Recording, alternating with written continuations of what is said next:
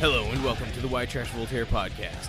I'm your host, Jonathan Ingram, saying, the nerve of that woman coming to my office after having married someone else. 25 years. 25 years. Anyway, also known as Caleb Dunkerson. And I have with me my co-host, Matthew Vehemity, who is actually here this time. Very White Trash Voltaire. Thank you, Matt. Thank you. And Sam's here as well. Shut up, Sam. Nobody asked you. Anyway, how you guys doing today? I'm doing okay. Yeah? My lizard jumped on my face earlier. It scared the hell out of me. Are geckos lizards? Yeah. Okay. Just double checking. Yeah. Just checking your facts. Yeah, I was just cleaning out his cage and he just flew out on my face. Okay, cool. Yeah, that's kind of a strange thing, because considering that particular gecko hates people, doesn't usually like to touch people or move when they're looking at him or anything. Yeah, he is very antisocial. I think it has something to do with the oncoming lizard uprising. Oh yeah. I've heard about that. I think that I'm 100%. Dude, what is wrong with people? I can't believe that it is even as high a percentage as it is. That is, yeah, that's my thing. That believe that What are we talking about? That's a pretty... there is a percentage of people that believe that lizard people run a secret society that secretly runs the U.S. and the world. Yeah. Yeah, that's true. Okay, so... Really? Anyway... You believe in the lizard people? I do. I also believe in mole people and crab people and regular people. That's interesting. Just saying. It's true. You gotta look at the facts. Look at the dollar bill. If you fold it in a certain way, you can see the lizard Illuminati symbol. Did you eat paint chips as a kid? Yeah. He also got electrocuted by a TV. Oh. Directly into the brain. That actually is true. I mean, that was like straight up direct injection of lethal voltages into the brain. He made it out, though. Made it out alive. I think. Well, I think I'm alive. But what if you... Sam has all the Art? trappings. He has all the trappings of someone who is alive. Yeah. I eat. You got a wife? I reproduce. Do you reproduce? No. Or are you just capable of reproducing? I am capable of reproducing. That theory has not been confirmed yet. Let's move on to the next topic. So anyway, hey, what's everybody drinking today? Yeah, we're both drinking Sapporo. Oh, that's nice. I'm drinking one of my favorites, Trois Pistoles by Unibrew, and it's treating me quite nicely. How's that Sapporo treating you guys? I like it. I like Sapporo. $3.50. This giant can is. Oh, you know what? I just had a realization. I've had Sapporo before. I had a Sapporo at a hibachi grill on my birthday. In January, I had a Sapporo. I liked it. It was pretty good. Yeah. I also had the opportunity to buy a Kirin. I didn't take it. Kieran's pretty good too. That's what I've heard. I actually drink Kirin more than I do Sapporo. They taste different, but I don't think I prefer one over the other. But I like them both quite a bit. Well, I mean, I like the Sapporo. It's a little bit different, but it's good. Yeah. And I like the fact that it was $3.50 for a can of it. Because I didn't have to go and spend something fancy. I had to go get fancy beer for this thing. Just went across the street, some Sapporo. Well, I bought my Unibrew at a pet store. Are you serious? Well, it appeared to be a pet store. I mean, they had alcohol all over the place, but they also had cats. An equal number of cats to alcohol. in this store. Kind of want to move to Arkansas. One cat Yes. for every pack. It was hilarious. There's this store that claims to be a liquor store, located in Little Rock, and I went in there. It's like this tiny little freestanding building that looks like it might have been a house or something at one point. But they have beer and all kinds of alcohol. I mean, they have a good selection. I mean, it's a small store, but they've got a pretty good selection for the amount of space they have. And they also have a really good selection of cats roaming around. And it's kind of hilarious. It's kind of awesome. But actually. there was a shockingly small amount of like cat hair, and there were no bad smells. So I was like, man, this is a really well run cat infested liquor store. What if it's like that one H.P. Lovecraft story where the town is secretly ran by cats? I don't remember that one. Really? Is that for real? Yeah, there's like an actual H.P. Lovecraft story. It's like a town of cat people. No, I remember the one where it's run by fish people. Well, yeah, because that's what's his Innsmouth? Yeah, Shadow over Innsmouth. Yeah. One of my favorites. Is there one where their town is ruled by lizard people? Maybe? I don't know. I feel like is there that- actually or is that may just be a real number life? I feel like there may be a number of H.P. Lovecraft books or like short stories where he just sat down and like had like a group of small papers with words on them and was like town, and then like various animals. It was like fish, town, cat. I feel like there's one that has lizard people in it. I really think so as well. Well, that's wonderful. So anyway, this podcast it's going to be a little shorter than the usuals because we're trying to take care of some other things that need to be done. Sorry about not having a podcast last week. Well, 2 weeks ago. Things didn't happen. Sam was out of town, and Hey, Matt don't was apologize. Matt was existing. Don't apologize because the audience is gonna hear weakness. They're gonna think we're pussies. And they're going to prey on us and eat us. Okay, like they you know do. what? They're gonna take advantage of us. Hey, audience, deal with it. Okay, so anyway, we didn't have a podcast 2 weeks ago, and we're not sorry about it. In fact, we're thinking about not having a podcast ever again. That's okay. Well, hey, Well, let's that's not. Not jump on things there. oh, did I take it too far? Okay. Well, so we're planning on Drop down to like a 6. we're planning on having podcasts at the normal frequency as we have been before. So keep listening. But anyway, you will probably notice that we're working on we've got other projects going on, which I hope don't cut into the quality of the podcast, the quote unquote quality of the podcast, as it happens, as it is happening today, that it is cutting into at least the time of the podcast. Yes, it is other projects. Anyway, that is not the point. The point is that hopefully if you're listening to this podcast, you are surely watching our new series on YouTube called Game Night with the crew of the White Trash Voltaire. It is a very efficient name that is incredibly unique, never been done before at all.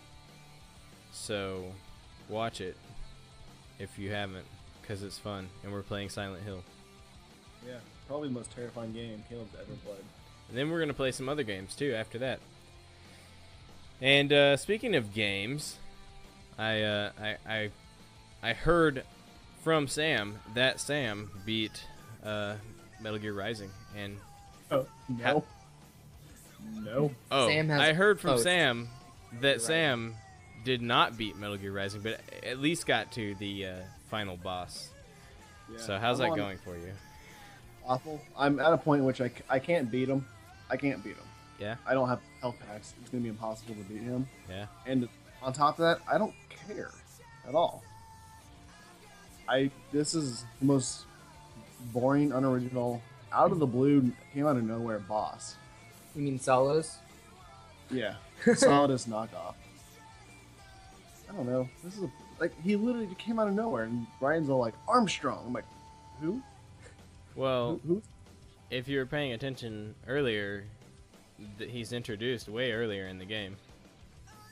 You just have to like actually like pay attention whenever you're playing the game or I feel like he's cutscenes easier to get though because the game doesn't really make you care about him. Well, the He game also doesn't stand out as a character. The game like explicitly points out the fact that he is behind the child brain moving operation in the cutscene that you obtain after you run around as the goofy little arm-leggy thingamajig. That may be true, but I actually cared more about the guy that ran the company doing the brain thing than I did Armstrong, even though he was behind. That's fair. But yeah, it makes sense too that Sundowner was the one we fought before Jetstream Sam. Either. Because Sundowner was the guy who was in charge of the Desperados. Well, that kind of made sense because Jetstream was kind of just doing his own thing. Jetstream Sam works for the Winds of Destruction. Because Desperado's they're not a real thing. The Winds of Destruction are the bosses. And that's Monsoon, Mistral. It's all the bosses that actually are not Blade Wolf. It's Monsoon, Mistral, Stingray Sam, and freaking the Sundowner. They're the Winds of Destruction. But the thing about the game is that it doesn't actually do a good job of telling you that. Like, the only time they ever say the Winds of Destruction, even though that's what they're called, is whenever Monsoon says, "I'm Monsoon of the Winds of Destruction." Then they never mention it again. So you have to read. Okay, the biggest problem I have with the game, from its story perspective, is the fact that it doesn't tell its story very well. It doesn't. Like, it tried too hard to be like a rehash of Metal Gear Solid 2 and Metal Gear Solid 1, where like you cared about the bad guys and they would talk to the main character, and you know, in exchange of philosophies, and they would argue. But it didn't matter in this game. These guys had no build up to who they were, and all of a sudden you're discussing philosophy with Raiden. It's like, who cares? Just get on with the fighting. Like, yeah. Monsoon. Yes, that's the guy with the. I almost skipped his stuff. I almost skipped those videos just because I didn't care what he was saying. Look, yeah. Here's the issue. Here's the issue that I think that you have with this game it's totally valid. Is that unlike Metal Gear Solid and Metal Gear Solid 2, you're not ever introduced to these enemies, so they never get a chance to build their characters as anything that you would care about before you actually have to fight them. Like, the introduction to them and they're explaining their ideology to you, and then you fighting them is all one motion in the script, and it's not effective because you don't ever actually care. You don't get a chance to care about them. Like, you know, in other Metal Gear Solid games, you get to see cutscenes of things that are happening, exchanges that these people are having, and you get to understand, you get to know their motives and their reasons, and then you, as a result, care about them because they're actual characters. And then when you have to kill them, then it means more to you. And it is, and that's how those first two games were. But then this one, the main thing that irritates me the most is that Armstrong randomly started spewing out libertarian-esque concepts. Like, in the middle of being like the main bad guy, trying to restart the war economy, he all of a sudden decided that he wants people to be free. Well, like, where did this come from? There's no basis for any of this here. It's just trying to rehash Solidus.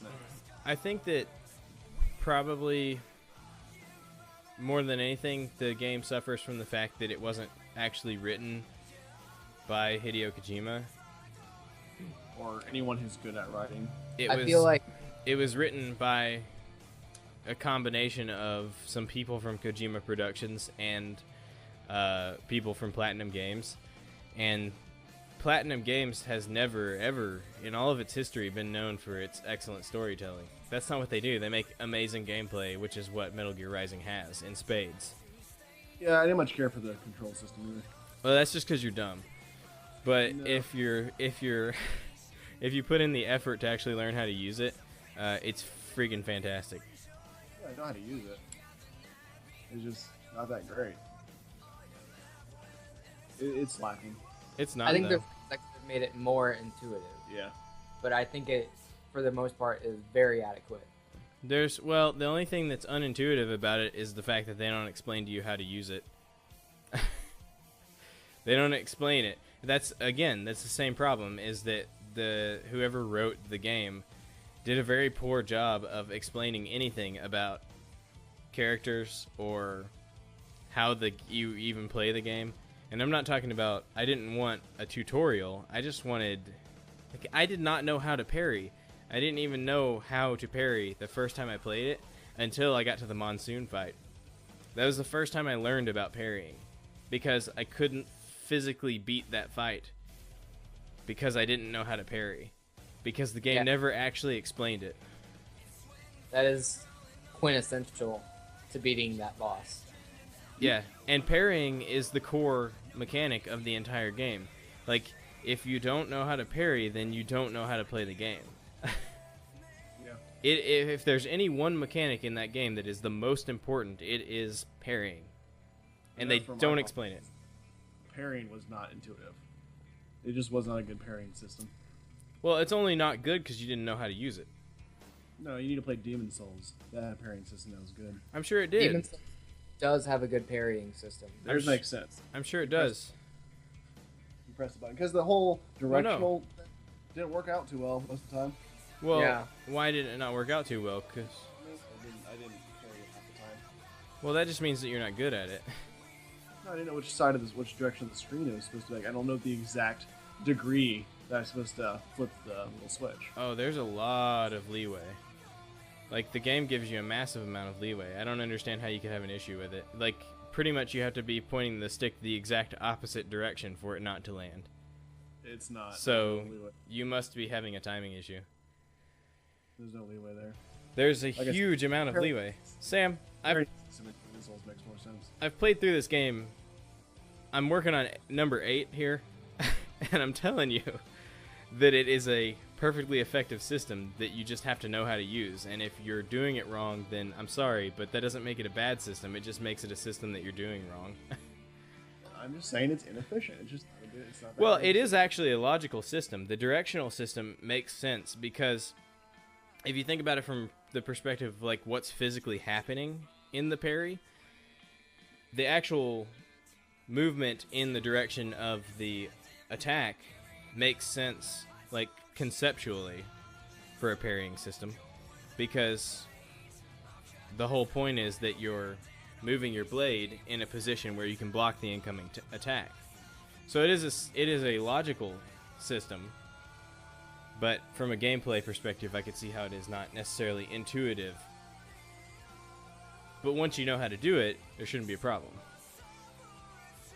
I think I agree with Sam in a sense that I think the Demon Souls parry is more intuitive. Well, I'm not arguing against that, because I've not played Demon Souls, so I can't say one way or another.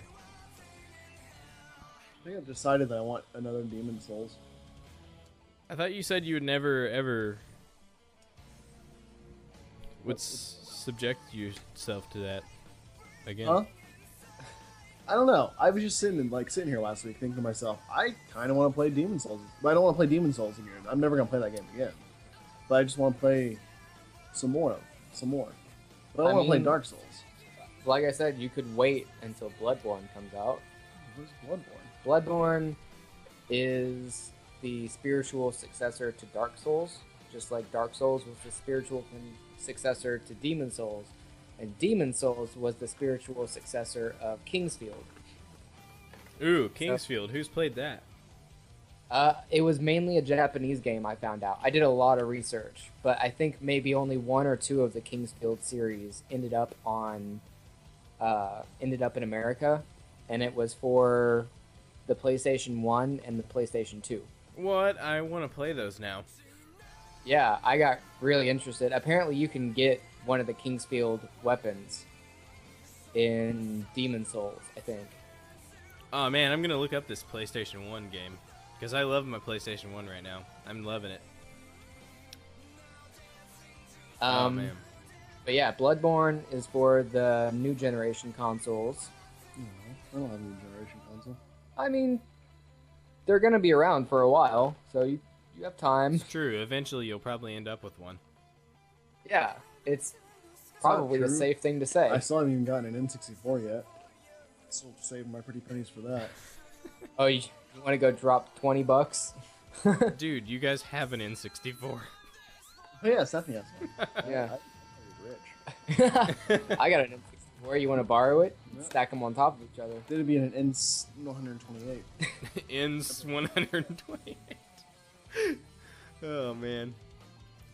Oh, speaking of Japanese games that didn't come to America, I've been playing this game called Police Knots, made by Hideo Kojima. And man, it's not really a game. It's more like an interactive movie. Sam would love it. This is his favorite kind of game. It's like an interactive anime.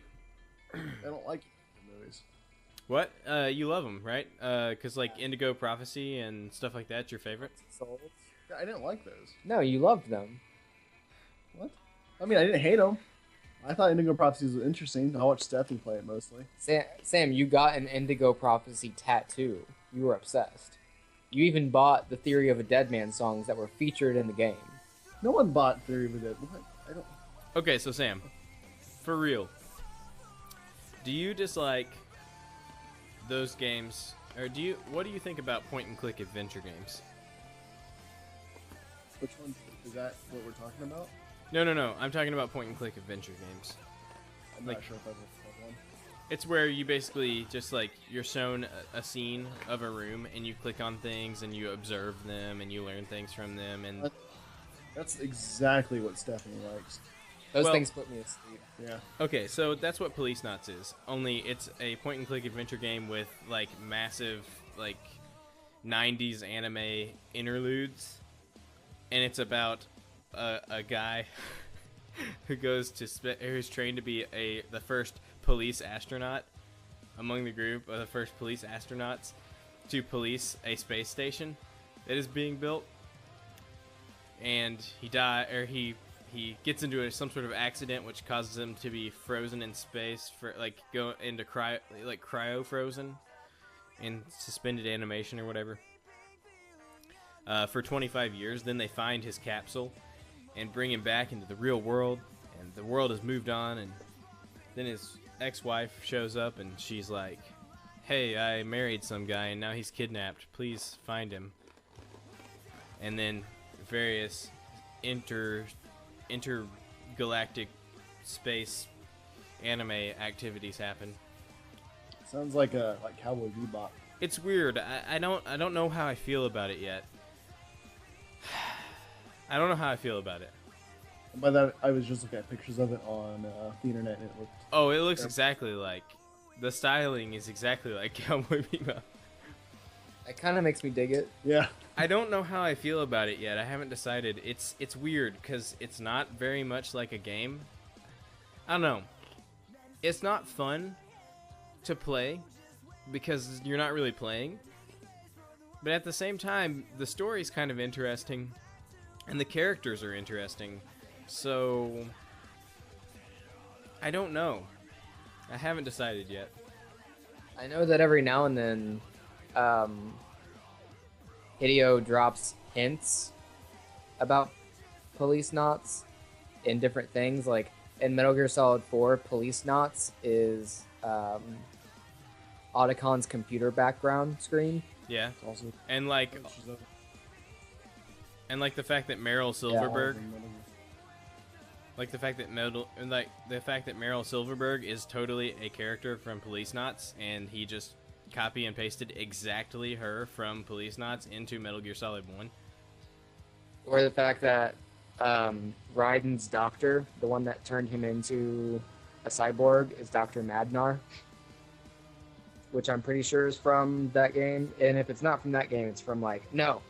Madnar, I think, is from the robot game that he did. Can't remember which one it was. The one no one cares about. I'm just kidding. A lot of people care about it, but what is that freaking game called? You know the one I'm talking about, right? I know what you're talking about. Does Sam know? Sam, you know, right? Yeah. Freaking Zone of the Enders. Yeah. Pretty Yeah. sure Madnar is from Zone of the Enders. Well, He just references all kinds of stuff. That may be true, but also I just want to point out that also Meryl, her character that comes from Police Knots, Meryl Silverberg is actually in Police Knots a soldier who helped overthrow Big Boss in Zanzibar Land. What? Yeah, that's her description. So apparently, Police Knots is actually in the Metal Gear Solid universe, but only like jokingly in the Metal Gear Solid universe. You're not supposed to take it seriously. That is amazing. It is. I was like, whoa. That girl looks exactly like Meryl. And then it said, this is Meryl Silverberg. She helped overthrow Big Boss in Zanzibar Land. What? You need to look for a character in the game called Johnny. Yeah. There probably is one. Crap. The Johnny families. I'm gonna have to find Johnny in this, because I have a feeling that Police Knots is where like a lot of characters came from that are in Metal Gear Solid. It's funny. Cracks me up. Anyway. So yeah, that game it was only released in Japan, and a bunch of people ended up translating it to English, and it's a pretty good translation. I got to be honest. It's not just a word for word translation. It's like a contextually accurate, like, you know what I'm saying? Yeah. Like they worked out not just what it said, but what it means, and The translated emotion it. and the concepts behind the sentences. Yeah. So it is it is all the dialogue really makes sense, whereas sometimes it doesn't quite make sense. Yeah. It's a good translation, and I don't know how I feel about it yet, but I'll let you guys know more up-to-date stuff. So, anyway, Exciting. you guys got anything else going on in your neck of the woods? I don't know. Just dropped a music video. Oh yeah, you did do that, didn't you? I did. You know what? I gotta be honest. I have to admit to you that at this point, I haven't seen all of it. I watched like 20 seconds of it right before I went to work, and then I just got home from work. Who watches 20 seconds of a music video? Well, I saw it. Okay, look, I saw it there. If you don't think you have time to dedicate to a 4-minute video, why would you start it? Well, I pressed play, and then I looked at the time, and I was like, oh crap, I gotta go to work. So I went to work. Sorry. Right on. I'll watch the rest of it. I'm gonna pick up right where I left off. That's good. You might get lost otherwise. Yeah, that's what I was thinking. So, the reception's been good on it, though? Yeah, I mean, we're probably leaving, we're just about leaving day 2, and it's getting pretty close to 900 views. Awesome. That's pretty neat. That's way more I'm really views happy. than any of our stuff ever gets. Hey, no. The statement of Randolph Carter is at least twice of that. That's true, but the statement of Randolph Carter has been out there for like 20 years. Like, almost literally. What age are we again? What's my age again? Oh yeah, about 10 years. Past 10 years. There you go. So it's got a bit of a head start. Yeah. Weird. I We'll feel see. old. We'll see how Matt's video stacks up in 2 more days. Give Matt a few years and then we'll see where it's at. Damn, 10 years? Yeah, that's weird. I don't like life anymore. Yesterday, I went shopping with a friend so that we could catch up, but it was grocery shopping. And so, like, her and I were catching up as she was going through her grocery shopping list, and it made me feel very adult. Like, this is how I hang out now. This is what I do. Come on. Man, that's weird. No, that's how we do. That's how we hang out. Yeah, no, I'm just... You're your little rock band with your music videos. And I feel like that drives it home even more. I'm in a rock band. I do all this stuff. That is how I hang out with my friends in an adult way. Yeah, you've got all this really exciting stuff like making music videos, playing concerts, making making your art. But when it comes time to get wild and party and hang out, you go to the grocery store and walk around the aisles with your friends and pick up eggs, pick up some squash and crushed tomatoes. the crushed tomatoes. I buy sugar-free things because I got to be careful of my sugar intake. That's a great pre-diabetic. Sugar. You got to worry about that pre-diabetes. Man, you are living the wild young life. I know. This guy is Jaggermeifer. Jaggermeifer? Jaggermeifer. Jaggermeifer, yeah. I love Jaggermifter. I've never had Jaggermifter. I've never had it either. I like Jaggermeister. Well, that's nice.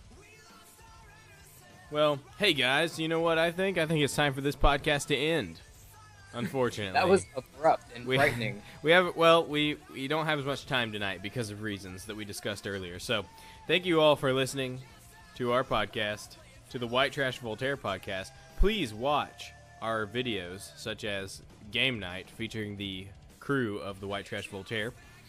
Like I said before, we're playing Silent Hill, and it's lots of fun because Silent Hill's kind of scary and old and awesome to watch, and you'll love it. Trust me. Do the thing and show your mom. So anyway, you can find us on the internet at facebook.com/White Trash Voltaire. That's all one word because that's how web addresses work. And if you don't know that by now, well, I'm not sure I can help you. You can also find us. How you ended up on this podcast. Yeah, exactly. That's the thing. So you can also find us on our website at www.thewhitetrashvoltaire.com. And you can find our YouTube page at youtube.com. Search for the White Trash Voltaire. Unfortunately, we don't have enough subscribers to have a fancy name like youtube.com/the White Trash Voltaire. So if I tried to say it, it would just be a string of letters and numbers, and I'm not going to do that. So go to YouTube and search for us. You'll find us. We got videos. And one of these days, if you subscribe, we'll have enough subscribers that YouTube will let us put a normal name that is not ridiculous on there, and then you'll be able to find us easily. You can also find Matt at the thing he's going to say here.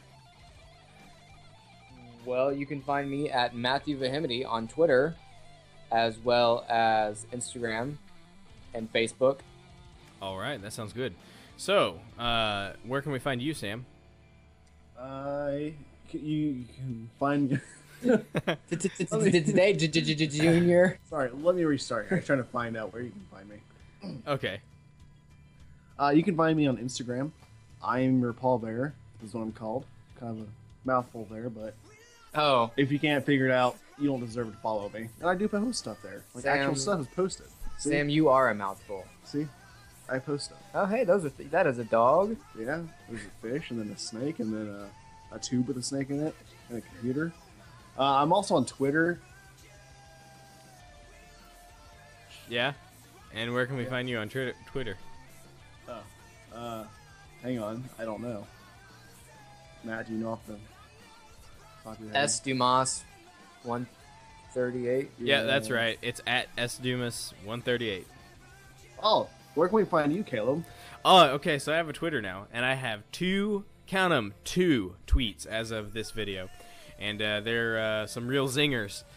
I try to post things that I'm thinking about at that time, and usually they're things that are not stupid.